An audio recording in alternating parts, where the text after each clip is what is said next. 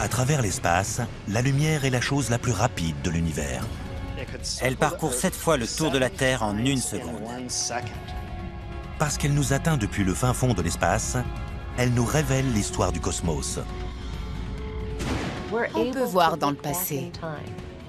La lumière voyage à 299 792 km/s. Sa vitesse est la limite ultime. Rien ne peut aller plus vite. Jamais nous n'avons réussi à la battre. Mais est-ce un constat définitif? Les vaisseaux spatiaux iront-ils un jour plus vite que la lumière? Est-ce que cela vaut la peine d'essayer? Abandonner sans même essayer serait un échec. On ne peut ni la toucher ni la sentir. Elle est une entité abstraite à l'impact immense. Elle a la capacité de se déplacer au cœur de tout ce qui existe. Elle est le pilier central de l'univers. Elle, c'est la vitesse de la lumière.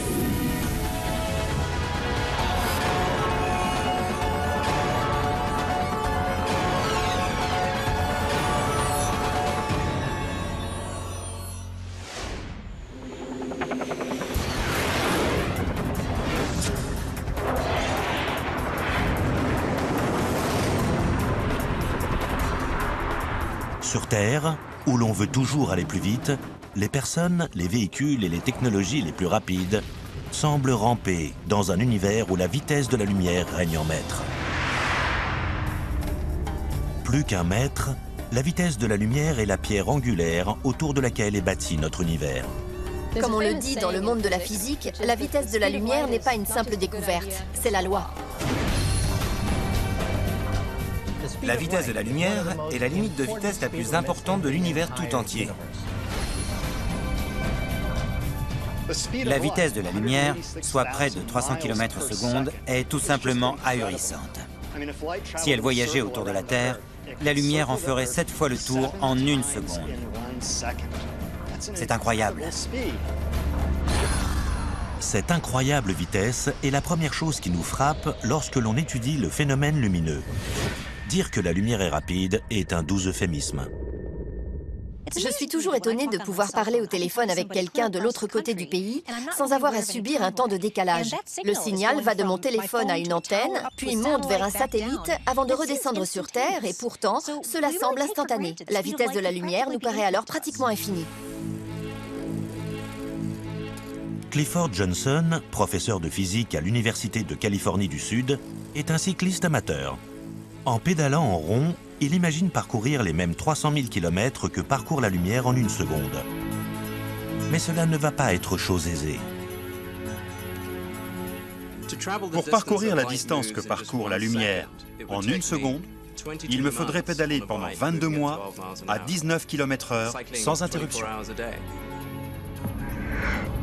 Mais la vitesse de la lumière, mise en comparaison avec la vitesse de la vie, fait que notre monde fonctionne exactement comme nous l'attendons.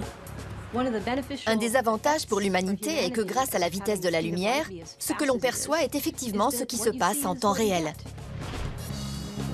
La vitesse de la lumière rend la vie quotidienne instantanée. Quand une ampoule s'allume, vous le voyez tout de suite. Tout ce qui se passe autour de vous est immédiatement perceptible. Et certaines expériences montrent très clairement que la lumière voyage plus vite que tout, même le son. Une des conséquences de l'incroyable vitesse de la lumière, c'est que, par exemple, lors d'un orage, on voit un éclair instantanément, alors qu'on entend le bruit du tonnerre bien plus tard. Mais la vitesse de la lumière a aussi ses limites quand on considère l'immensité de l'univers. La vitesse de la lumière est incroyablement rapide à l'échelle humaine. Mais à l'échelle astronomique, elle est finalement assez lente.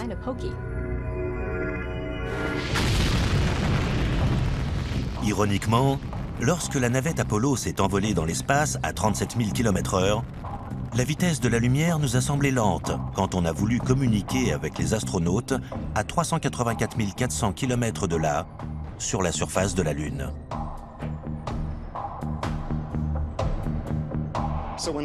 Quand les astronautes étaient sur la Lune et qu'on a demandé à Neil Armstrong comment ça se passait là-haut, il s'est écoulé plusieurs secondes entre la question et sa réponse.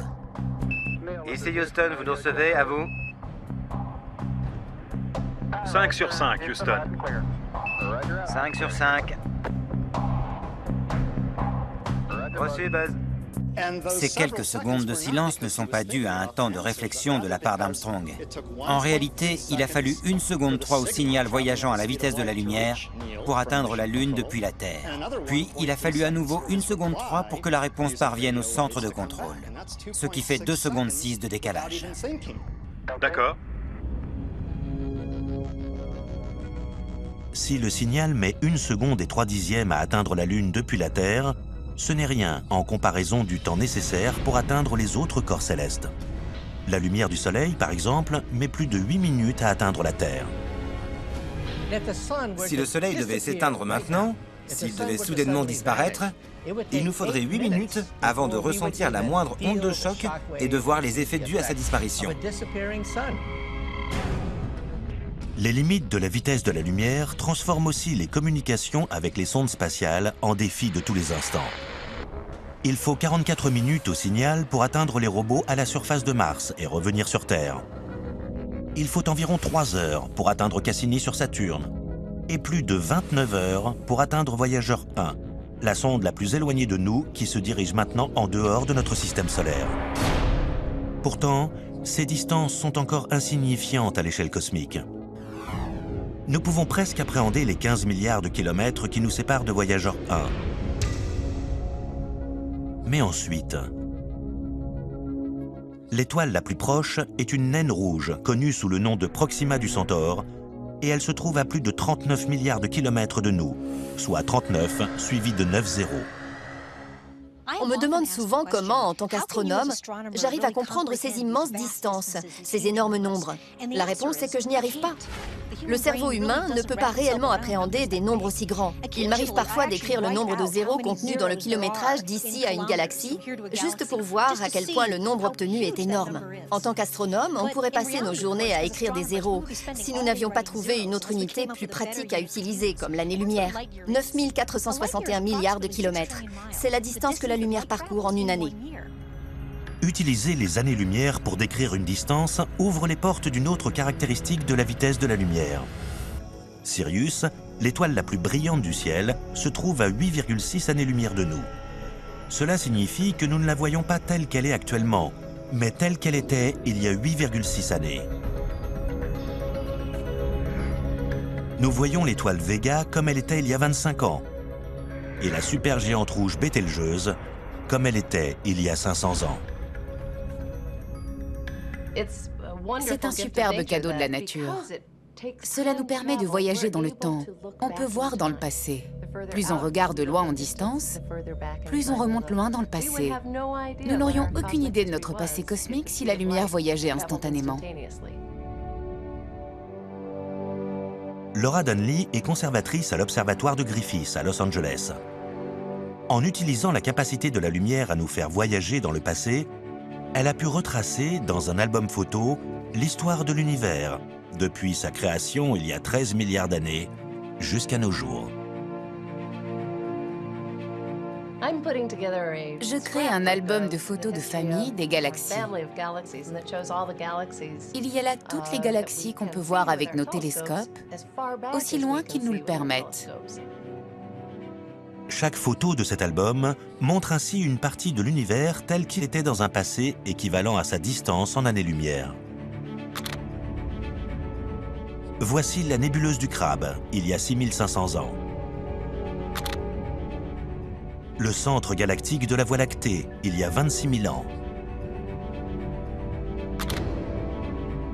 Et enfin la galaxie d'Andromède, notre voisine, il y a 2,5 millions d'années, soit presque hier à l'échelle cosmique.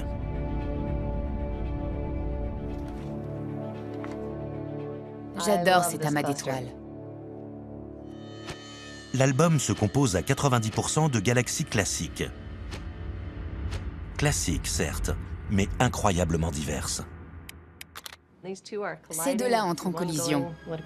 On en voit une qui a l'air de foncer droit dans la seconde. C'est toujours impressionnant de voir comment les galaxies ont évolué et comment elles interagissent. Celle-ci n'est qu'à 500 millions d'années-lumière de nous. Alors que Laura classe les photos dans son album, une vue d'ensemble commence à émerger. Les galaxies adultes en sont les personnages principaux, ayant évolué de diverses manières depuis 12 milliards d'années. Mais le cosmos dispose aussi de ses photos d'enfance, montrant les galaxies quand l'univers était un nourrisson. Ces galaxies sont très intéressantes et elles se trouvent à 11 milliards d'années-lumière de nous. Ces galaxies compactes pourraient être comparées à un enfant de 2 ans, 2 ans et demi, encore mal assuré sur ses jambes. Mais même ces galaxies ont des frères et sœurs plus jeunes qu'elles. Ce spectaculaire cliché montre une lentille gravitationnelle, un amas de galaxies à 2,2 milliards d'années-lumière de nous qui a la capacité de dévier la lumière, nous permettant ainsi de voir encore plus loin dans l'espace et dans le temps. La lentille révèle une minuscule tache identifiée comme l'une des plus anciennes galaxies visibles, telle qu'elle était il y a 13 milliards d'années, rien d'autre qu'un nouveau-né dans l'univers en évolution. Les galaxies n'ont pas réellement de signes distinctifs au début de leur vie. Ce sont plus ou moins des masses indistinctes. Elles n'ont pas de réelle structure. Au début de sa vie, l'univers dans sa totalité était aussi une sorte de masse indistincte. Ce que nous pouvons voir de cette époque sont les premiers éclairs de lumière de l'histoire, qui ne nous atteignent que maintenant, soit 13,7 milliards d'années après leur première apparition dans l'univers. On peut les voir dans les restes du Big Bang. Et on les connaît aujourd'hui sous le nom de fond diffus cosmologique. Le fond diffus cosmologique est la chose la plus éloignée qu'il nous est possible de voir. On pourrait le considérer comme la photo du bébé en train de naître. Les photos du ciel de la NASA révèlent un rayonnement parfaitement uniforme, comme l'était l'univers durant un instant cosmique après sa naissance.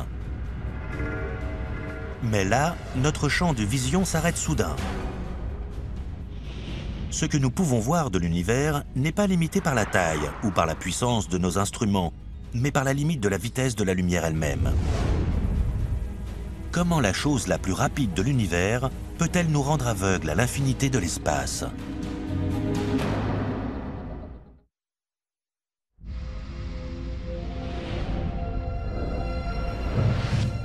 Savoir qu'une année-lumière équivaut à 9461 milliards de kilomètres est très pratique pour parler des distances astronomiques dans l'univers. Mais il est tout aussi important de comprendre que cette vitesse est une constante inaltérable.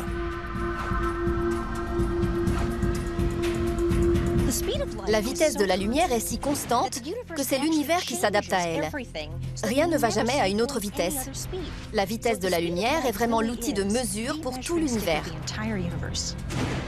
En réalité, la constance de la vitesse de la lumière a généré un outil incroyable pour mesurer les distances dans l'immensité de l'univers. Cet outil, c'est le décalage vers le rouge. Il survient quand la lumière entre deux galaxies voyage à vitesse constante. Quand l'espace entre ces deux galaxies s'expanse, la lumière se déplaçant entre les deux s'étire et devient alors rouge. Quand la lumière se déplace d'une galaxie à une autre, d'une galaxie éloignée à la nôtre par exemple, la lumière s'étire au même titre que l'espace. Les petites ondes de lumière, ou ondes bleues, deviennent progressivement plus longues et la lumière devient rouge. C'est le décalage vers le rouge que l'on peut observer dans le spectre des galaxies. Mais comment le décalage vers le rouge peut-il aider à mesurer une distance ? Tout cela est dû à l'étonnante découverte faite en 1926 à l'observatoire de Mount Wilson, près de Los Angeles. J'ai toujours un frisson quand je viens à Mount Wilson, car c'est ici que notre perception de l'univers a entièrement changé. C'est ici que Edwin Hubble a découvert que l'univers était en expansion constante. Personne ne pensait que c'était le cas, et ça a tout changé.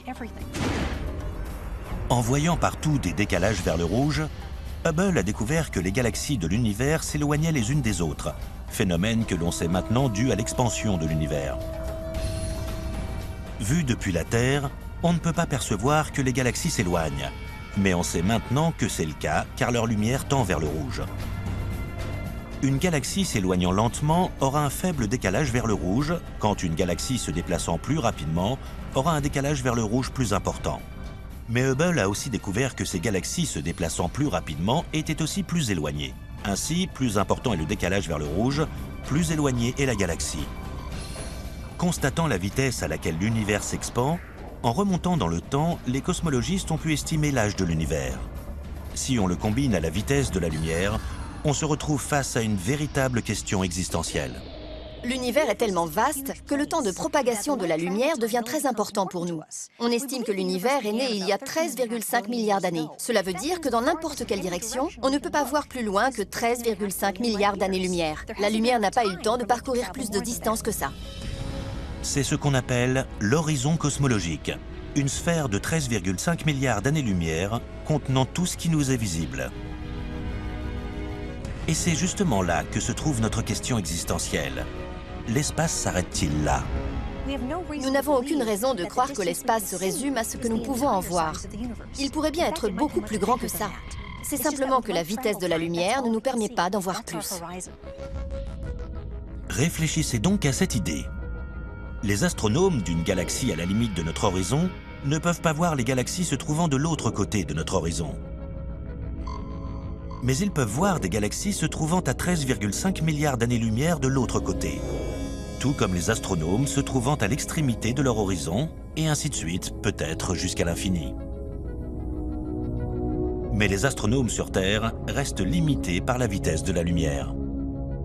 Si nous voulons savoir ce qui se passe au-delà de notre horizon cosmologique, nous nous heurtons à la barrière que représente la vitesse de la lumière. Nous n'avons jamais rien vu au-delà de notre horizon cosmologique. Peut-on se consoler en se disant qu'il y a tant de choses à voir à l'intérieur de notre horizon? Cette incroyable photographie est le champ ultra-profond de Hubble, prise par le télescope du même nom. C'est une photo infiniment détaillée d'une zone dans l'espace 100 fois plus petite que la pleine Lune et qui pourtant contient 10 000 galaxies, dont certaines nous envoient leur lumière depuis 13 milliards d'années.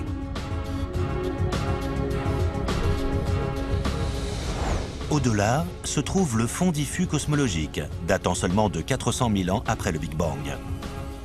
Dans cette photo, dont le codage couleur est établi par la NASA, le rayonnement apparaît d'un vert uniforme, montrant ainsi que la température est constante à 1/50 millième de degré près.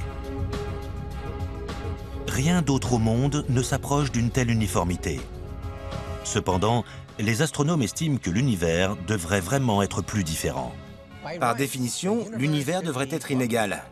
Si on regarde par ici, puis qu'on regarde par là, on devrait voir deux concentrations de matière totalement différentes, des températures différentes. Mais en fait, tout est extrêmement uniforme. C'est donc une véritable énigme. Cette énigme remonte à la naissance de l'univers lors du Big Bang. Si tout a explosé dès le commencement, pourquoi l'univers est-il si uniforme? Aucune explosion connue ne génère une telle uniformité. Si vous pensez à des explosions classiques, une explosion nucléaire ou de la dynamite, elles n'ont rien d'uniforme. Un morceau d'obus part par ici, un morceau de papier par là, et un autre morceau de métal partira encore ailleurs. C'est tout sauf uniforme. Pour comprendre pourquoi un univers si lisse et si étrange, imaginez un univers qui commencerait dans une boutique de peinture. Imaginons un univers constitué de différents pots de peinture.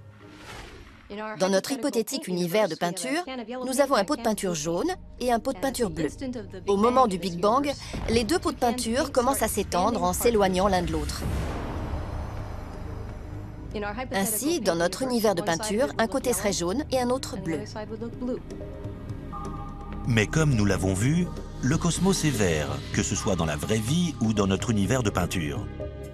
Les deux couleurs devraient donc se toucher pour se mélanger et devenir vertes. Quand les scientifiques ont calculé la vitesse du Big Bang pour la première fois, ils ont conclu que l'explosion a été plus rapide que la vitesse de la lumière. Ce qui signifierait que le bleu et le jaune étaient trop éloignés à l'instant même de la création de l'univers pour qu'un quelconque mélange soit possible. Avoir un univers aussi uniformément vert est très étrange. C'est comme si on prenait notre pot de peinture jaune et que la peinture en coulait verte, et qu'on prenait ensuite notre pot de peinture bleue et que là aussi, la peinture en coulait verte. C'est impossible. Ce problème peut être résolu grâce à une théorie sur laquelle j'ai travaillé, celle de l'inflation cosmique, un dérivé du Big Bang. L'inflation cosmique est maintenant largement acceptée comme validant la thèse du Big Bang sans lui imposer les barrières générées par la vitesse de la lumière. La manière dont cela aurait pu se passer, c'est si l'univers ne s'était que peu étendu au départ. Les deux pots de peinture auraient eu le temps de se mélanger et de devenir uniformément verts avant que l'univers ne passe par une soudaine période d'intense expansion, encore plus rapide que la vitesse de la lumière, ce qui aurait étalé de la peinture verte sur tout l'univers. Si cette théorie s'avère juste, alors la période d'inflation cosmique est réellement le Big Bang que l'on peut observer. L'explosion précédente ne serait alors qu'un petit bang, précurseur du vrai Big Bang. Encore aujourd'hui, l'univers s'étend à une très grande vitesse. Les galaxies s'éloignent les unes des autres si vite qu'elles semblent violer le principe même de la limite de la vitesse de la lumière. L'expansion de l'univers à une vitesse plus rapide que celle de la lumière limite toujours ce que nous pouvons observer depuis la Terre, dont les galaxies s'éloignent chaque jour davantage. Les galaxies relativement proches de nous, celles que l'on peut facilement observer, s'éloignent très rapidement. Celles qui sont plus éloignées s'éloignent plus rapidement encore. Et celles qui se trouvent un cran plus loin encore s'éloignent en réalité à une vitesse supérieure à celle de la lumière. Mais il reste les galaxies que nous ne verrons jamais, car elles sont nées trop loin de nous. Et leur lumière ne nous atteindra jamais, car l'univers grandit à une vitesse supérieure à celle de la lumière. L'espace est donc l'exception qui confirme la règle. Il peut grandir plus vite que la vitesse de la lumière. En revanche, tout ce qu'il contient reste limité par Albert Einstein et sa théorie de la relativité. Albert Einstein fait régner la loi. On ne peut pas dépasser la vitesse de la lumière. Les physiciens ont réussi à accélérer des particules jusqu'à 99,99% de la vitesse de la lumière, mais ils n'ont jamais réussi à la dépasser. Mais il n'est pas nécessaire de dépasser la vitesse de la lumière pour faire l'étrange expérience de sa proximité. Si l'univers se tord et s'étend autour d'elle, que se passe-t-il quand on appuie sur l'accélérateur et que l'on s'en approche ?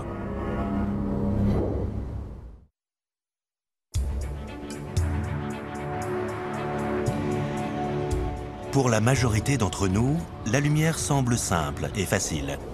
C'est un aspect de la nature qui nous permet de voir notre univers. Mais si on l'étudie scientifiquement, elle devient étrange et bizarre. La lumière est une des choses les plus courantes de notre vie, et pourtant, nous la connaissons très mal. C'est très étrange. La vitesse de la lumière est un élément autour duquel l'univers tout entier s'adapte.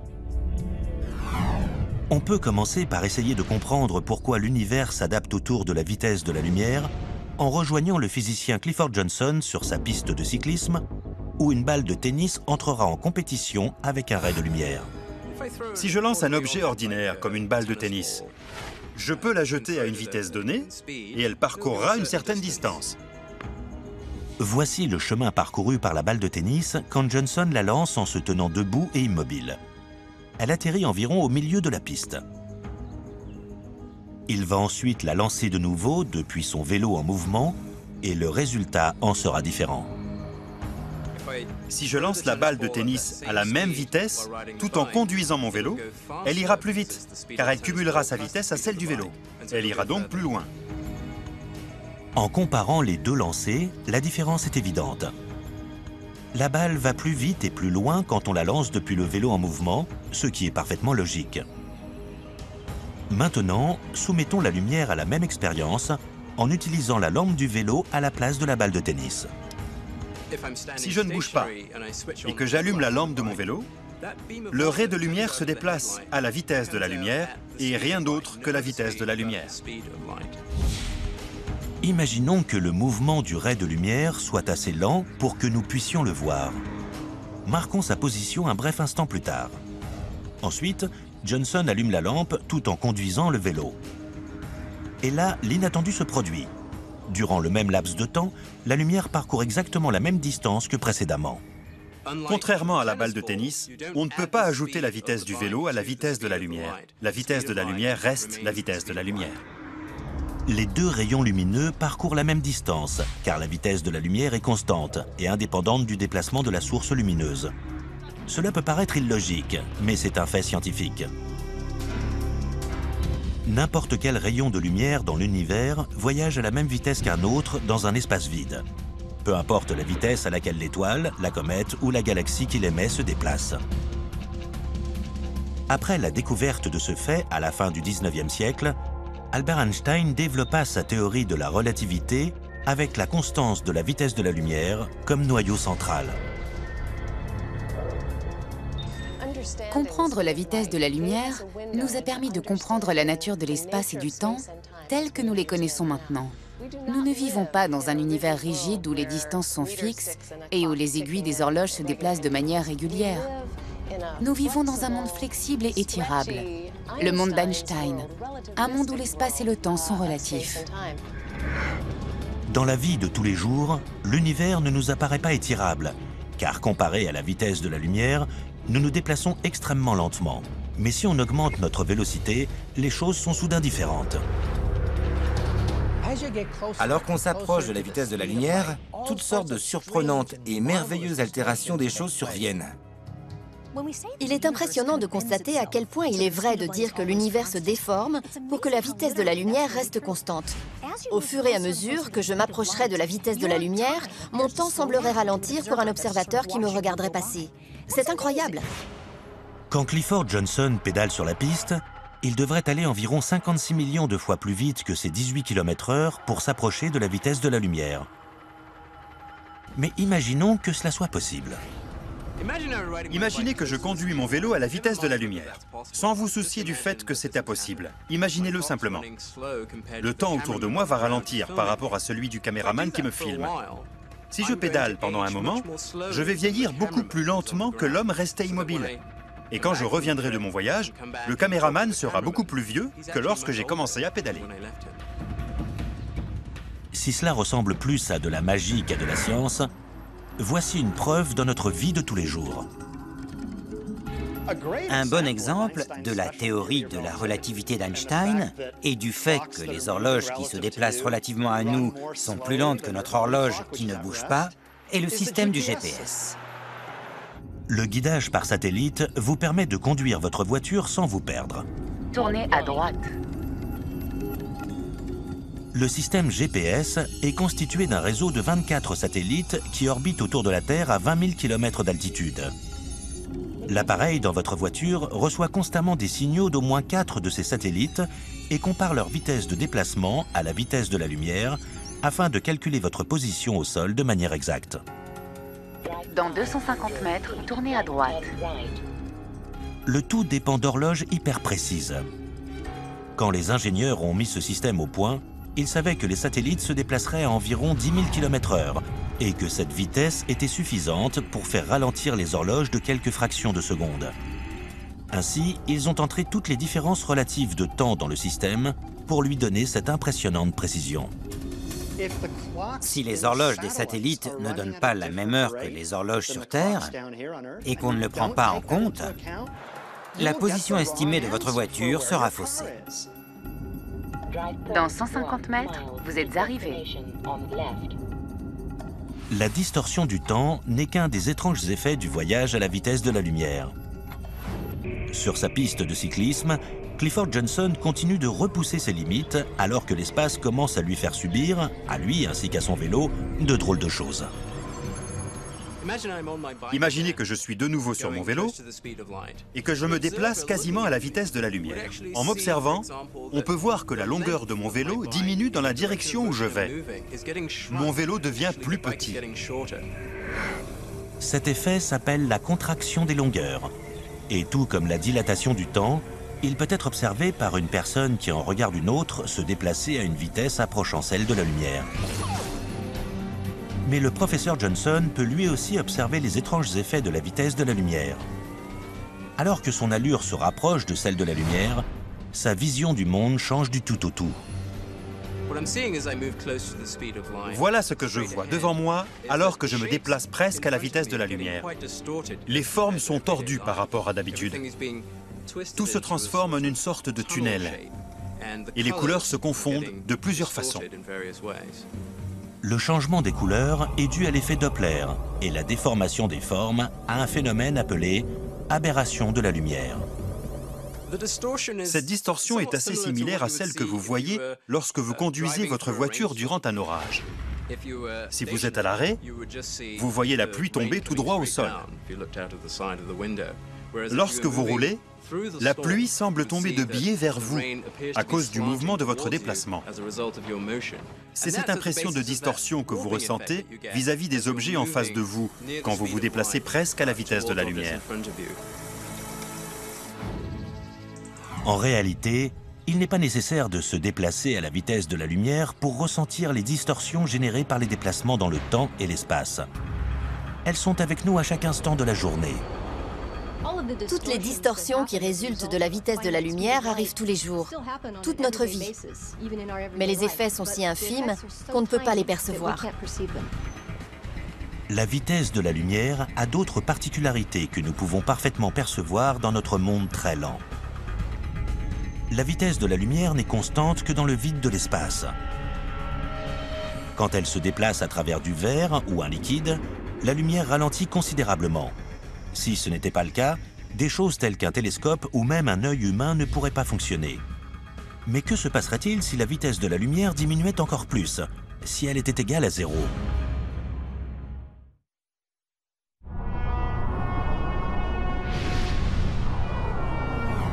La lumière va à presque 300 000 km/s. C'est une constante universelle, à une vérité près. Elle ne voyage à cette vitesse que dans le vide. La vitesse de la lumière change en fonction du milieu qu'elle traverse. Elle va plus lentement quand elle passe à travers l'eau. C'est pourquoi on peut en voir la réfraction et des ondulations quand on se trouve sous l'eau. La vie serait très différente de ce que nous connaissons si la lumière ne se propageait pas à des vitesses différentes en fonction des matériaux qu'elle traverse. Par exemple, nos yeux ne fonctionneraient pas de la même manière. Dans un univers où la lumière voyagerait aussi vite quel que soit le matériau qu'elle traverse, nous ne connaîtrions que peu de choses du monde qui nous entoure.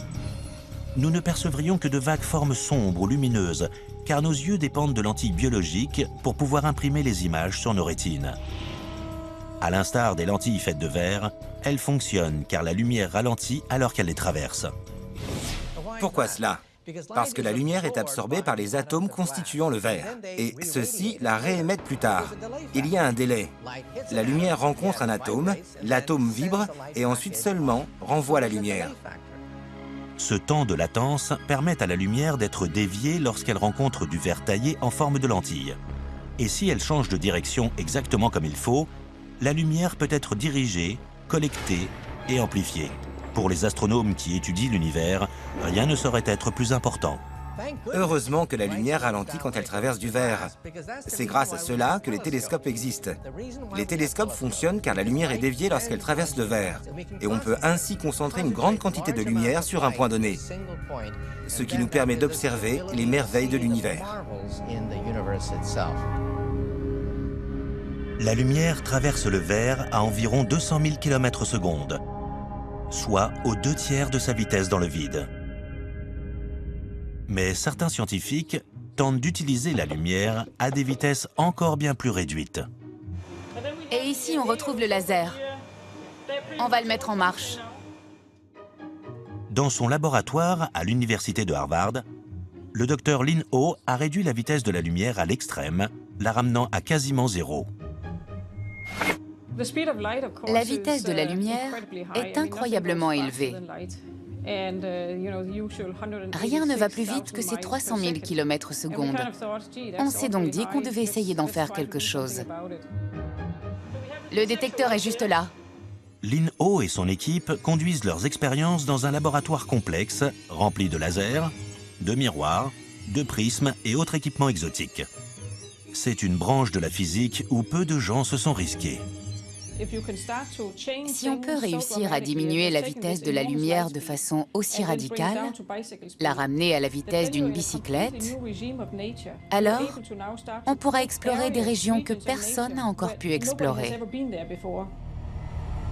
Dans le laboratoire de Lin Ho, la vitesse de la lumière est ralentie grâce à des lasers traversant 2 nuages microscopiques de gaz de sodium refroidis à quelques millionièmes de degrés au-dessus du zéro absolu. Un laser de contrôle traverse les 2 nuages et les active. Ensuite, un rapide jet de lumière traverse le premier nuage où il est ralenti par le gaz jusqu'à quelques km/h. Le jet de lumière, qui mesure environ 1 km de long dans un espace vide, se retrouve compressé comme un accordéon alors qu'il traverse le nuage d'atomes et finit par ne plus mesurer que 0,02 mm de long. C'est moins que la moitié de l'épaisseur d'un cheveu. C'est si petit que le ray de lumière se retrouve à pouvoir tenir entièrement dans le nuage d'atomes.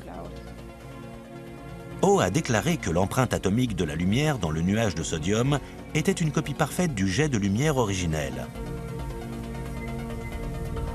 On peut le stopper dans l'espace libre entre les deux nuages.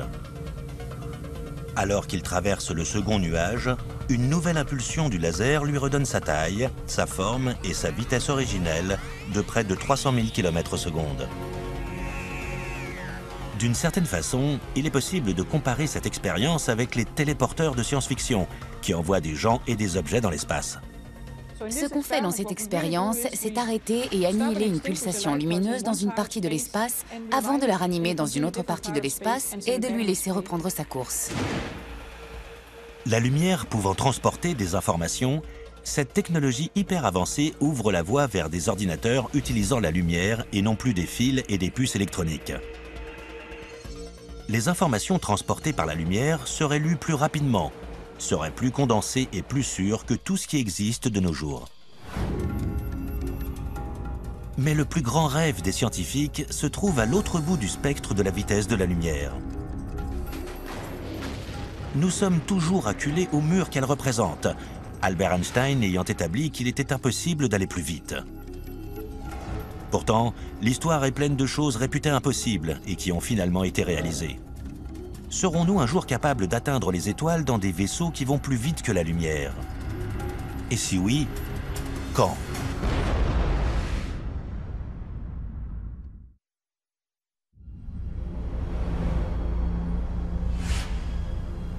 En avril 2008, Stephen Hawking a demandé à l'humanité de coloniser l'espace et de faire du voyage interstellaire un objectif scientifique à long terme. Coloniser l'espace changera entièrement le futur de la race humaine et conditionnera peut-être le simple fait que nous ayons un futur. Les étoiles sont si éloignées de nous qu'il nous est impossible de les atteindre à moins d'aller plus vite que la vitesse de la lumière. Mais cela reste un obstacle. La théorie de la relativité d'Einstein nous apprend que la masse d'un vaisseau spatial s'approche de l'infini alors que celui-ci s'approche de la vitesse de la lumière. Alors que l'on va de plus en plus vite, on finit par atteindre un point où cela demande de plus en plus d'énergie jusqu'à en demander une quantité infinie pour atteindre la vitesse de la lumière. C'est impossible. Cela signifie qu'il est impossible de voyager à la vitesse de la lumière. Mais est-ce vrai? Mark Millis n'est pas prêt d'abandonner ses recherches sur le sujet. Physicien spécialisé dans la propulsion à la NASA, il aime faire des maquettes de vaisseaux spatiaux pendant son temps libre. Il a aussi tout à fait conscience du potentiel comique que peut avoir le voyage interstellaire en dehors de la science-fiction. Ce potentiel comique est une bonne base. Il nous permet de rester sceptiques sur le sujet et de poser les bonnes questions pour être sûr que l'on procède correctement. Après avoir été à la tête du programme de physique avancée des propulseurs de la NASA, Mark Millis a publié un livre compilant toutes les études sérieuses sur le sujet. Si on ne considère que l'aspect vitesse de la lumière du problème, il y a environ une quarantaine de physiciens qui se sont penchés sur la question. Certains sont sceptiques, d'autres proposent de nouvelles méthodes. Personne ne dit que nous pourrons bientôt nous propulser vers les étoiles. Mais dans quelques siècles ou un millénaire, ce n'est pas impossible. Tous les physiciens s'accordent à dire qu'il est impossible de voyager dans l'espace plus rapidement que la vitesse de la lumière. Mais il serait peut-être possible de tricher en modifiant l'espace plutôt qu'en essayant de le traverser. Croyez-le ou non, mais les scientifiques de la NASA étudient la possibilité de plier l'espace, d'y percer un trou pour y créer une sorte de système de transport parallèle à travers le temps et l'espace. L'idée de base est d'utiliser les trous de verre afin de recourber l'espace sur lui-même pour générer un raccourci à travers l'univers. À quoi pourrait ressembler une machine capable d'accomplir cela? Elle serait probablement énorme, peut-être rassemblant de nombreux équipements installés sur une gigantesque sphère constituée d'un très grand nombre d'astéroïdes. Cela demanderait une quantité incroyable de faisceaux laser concentrés sur un unique point. Il faudrait atteindre des températures inimaginables et concentrer la plus forte quantité d'énergie possible dans notre univers pour y ouvrir un trou, une bulle, un passage vers un autre univers. Une autre façon de laisser l'univers nous permettre de voyager plus vite que la lumière serait la distorsion. Miguel Alcubierre a été le premier à écrire sur la distorsion en 1994. Alcubierre, un physicien mexicain, a élaboré les calculs nécessaires pour créer un vaisseau propulsé par la distorsion de l'espace. Derrière le vaisseau, l'espace s'allonge. Devant le vaisseau, il se contracte.